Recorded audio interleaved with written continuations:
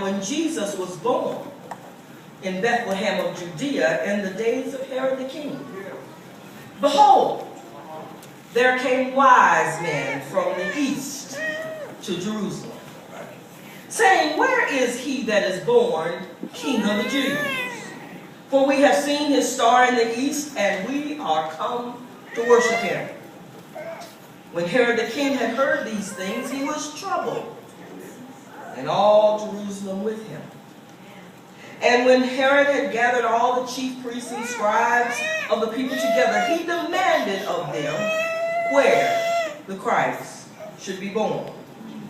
And they said to him, in Bethlehem in Judea, for thus it is written by the prophet, and thou, Bethlehem, in the land of Judea, art not the least among the princes of Judah. For out of thee shall come a governor, and that shall rule my people Israel. Then Herod, when he had privately called the wise men, inquired of them diligently what time the star appeared. And he then sent them to Bethlehem and said, go and search diligently for the young child. And when you have found him, bring me word again, that I may come and worship him also. When they heard the king, they departed, and lo, the star, which they saw in the east, went before them, until it came and stood over where the young child was. And when they saw the star, they rejoiced with exceeding great joy. And when they come into the house, they saw the young child with Mary his mother, and fell down and worshipped him. And when they had opened their treasures, they presented unto him gifts, gold, frankincense, and myrrh. And being warned of God in a dream that they should not return to Herod, they departed into their own country another way. Another way. Another way. Have you ever thought about that part of the story? Because it's a crucial part of the story. They were warned by God not to go back home the way they came. Because King Herod was planning and plotting and scheming. You see, he said, come and go find the child, and when you find the child, come back and tell me so I can go and worship. But really, King Herod was planning to use any information he got to destroy the Christ child. Oh, truly, these were wise men. For not only were they wise enough to follow the star, not only were they wise enough to find the Christ child, not only were they wise enough to give gifts to the child, but they were also wise enough to change course, to change their plan, to change direction, to use another option, to seek alternatives and go back another way.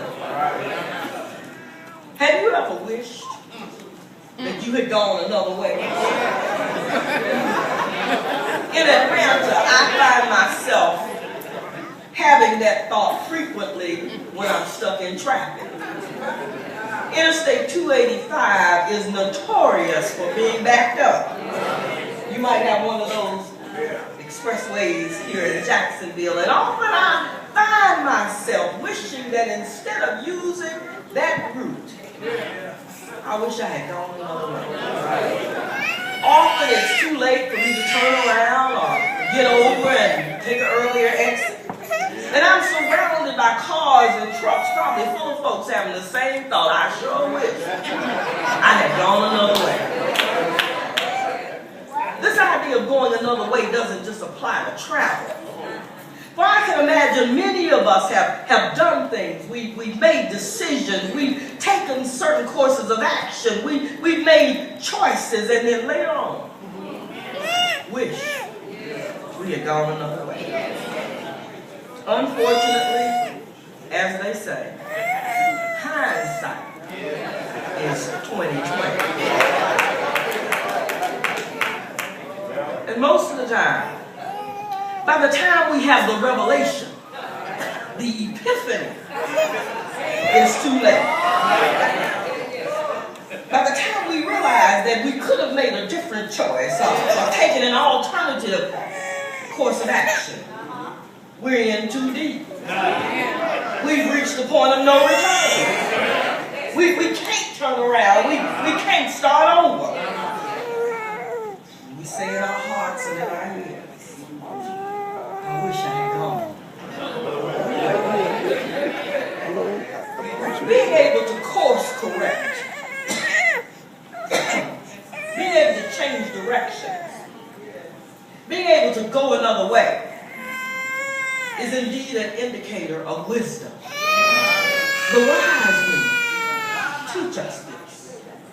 They teach us that it is wise to listen and be directed by God. They teach us that it is wise to realize that you have more than one choice. And they teach us that it is all right to sometimes go another way, particularly when there may be trouble up ahead. On this Emancipation Day, we can be reminded of those who understood this principle of another way. You see, slavery was, while economically lucrative, it was destroying the moral fiber of a great nation. Brother was fighting against brother. So President Lincoln decided to go another way.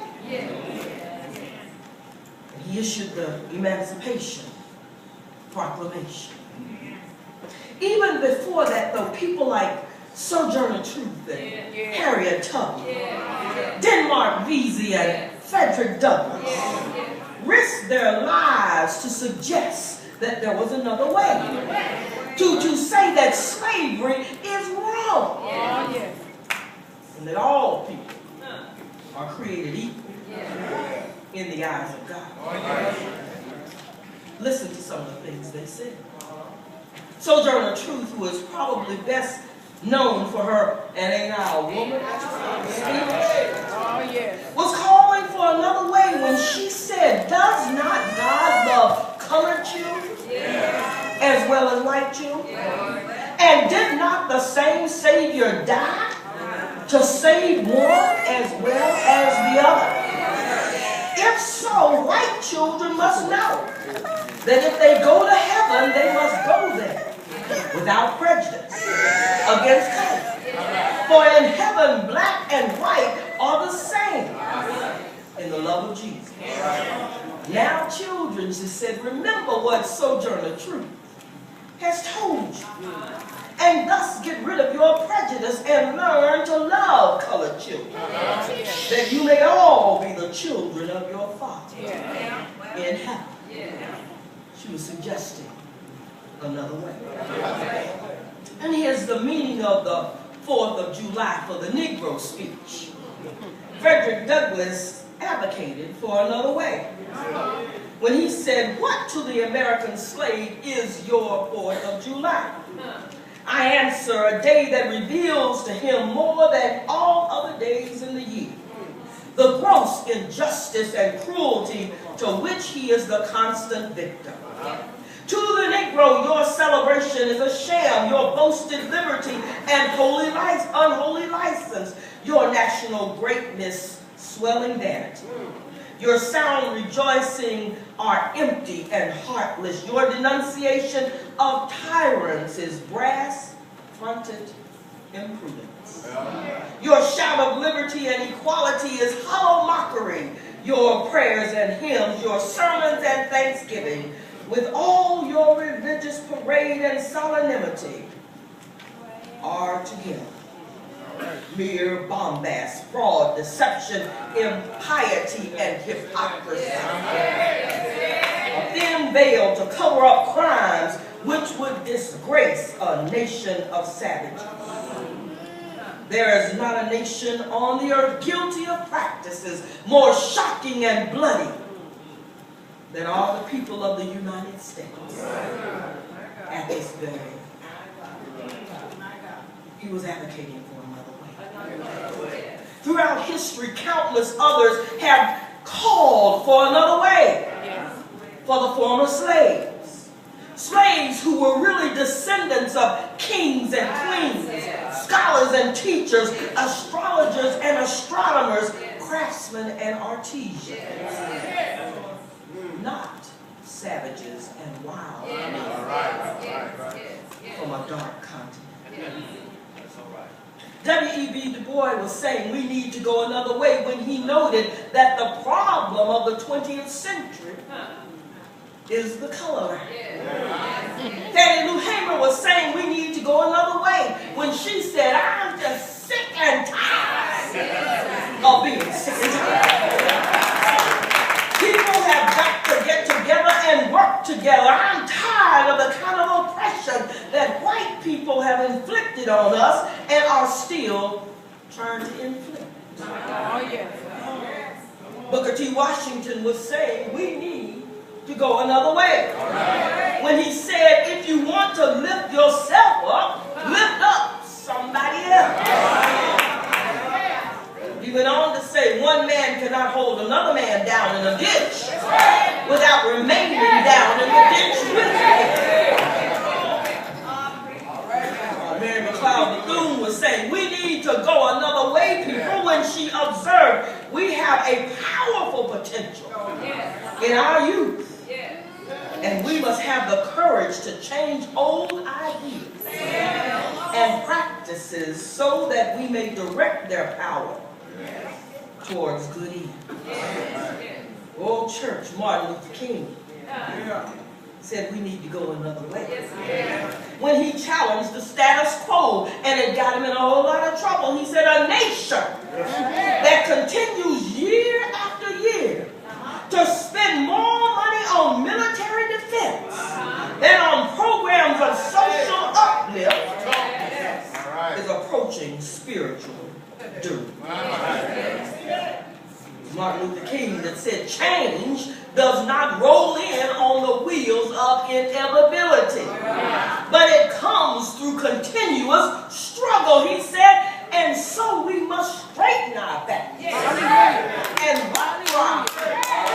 A man can't ride your back unless it is you. I hope by now you are convinced that going another way is not only wise. Oh, but going another way is an expression of faith and an act of courage. Going another way is the embodiment of the beliefs we often are.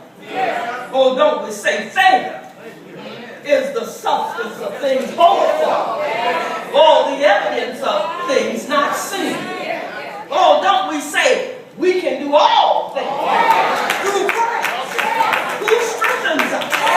Oh, don't we know and proclaim that with men a thing might be impossible. Oh, but with God, all things.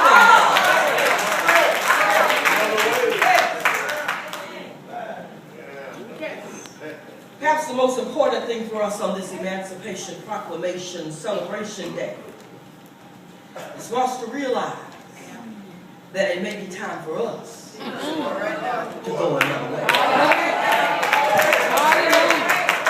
It may be that we need today to begin to garner the faith, the courage, and the wisdom and the hope that we preach about and say we believe.